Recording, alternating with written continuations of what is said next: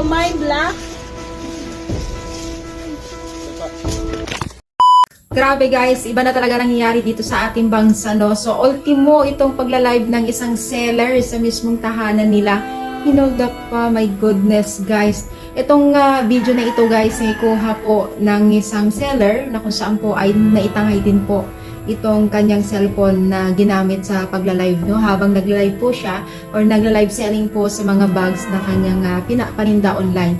So, napag-alaman guys na itong holdupper na ito ay kakilala lang din naman nila dito sa kanilang lugar, no? So, ito ay isang kapitbahay nila. Alam niyo ba kung bakit na-hold up ito guys? So, ayun nga sa balita na naibalita nga ito at talagang nag-viral ay naikwento daw itong Mr. nung seller sa kapitbahay nila na meron daw perang 3M, no? So, syempre dahil nasilaw at gusto siguro ng instant money, ay yun na yung naisip para magkaroon ng instant money, no? So, dahil nga po dito ay napahamak ang kanyang misis, no? So, napag-alaman nga na ang isa sa mga pumasok sa bahay nila ay kapitbahay nila at kakilala, no? Nakakatakot talaga ngayon guys, no? Talagang dapat kung meron talagang tayong ganito ay huwag tayong magsasabi o huwag na lang natin ipagsabi.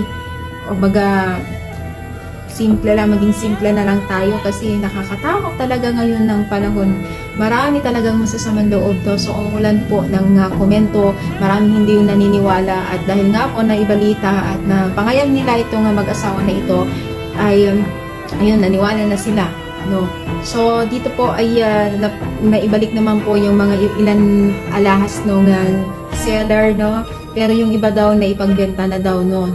Ng holdupper na kapitbahay nila, kapitbahay pa nila. So, ang tindi na talaga ngayon sa Pilipinas, ano na nangyayari dito sa Pilipinas, guys, no? So, tayo maging careful tayo or maging mapag-ingat, mapagmatsyag po tayo sa mga kilala natin.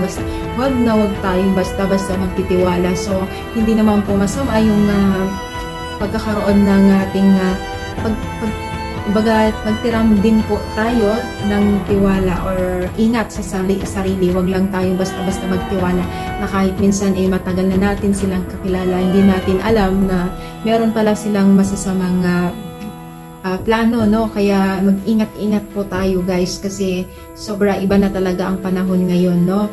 So, sa ngayon guys, maayos na po yung mag-asawa at sanay pag-pray po natin na maging okay pa sila kasi syempre nagkaroon po yan ng trauma sa pangyayari na yan at dinig naman po natin dito sa video na ito, no? Panoorin natin. Baka. Barin yung mga lahat. Barin yung lahat.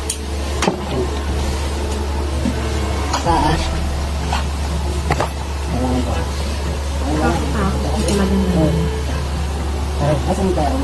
Wala po kami pera, kuya. Barin yung bilis. Asan? Kakatroma yung mga ganitong pangyayari. Nasa ka doon. Pupunta kang kita. Bilis! Teka lang po, kuya.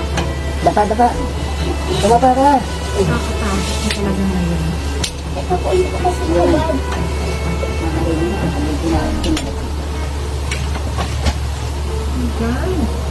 Kakatroma yung mga ganitong pangyayari. Bracelet.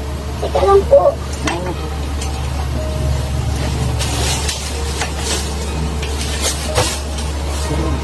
Nakakatakot na talaga ngayon. Dapa! Teka lang po, kuya. Teka lang po. Yan, batakin na lang po.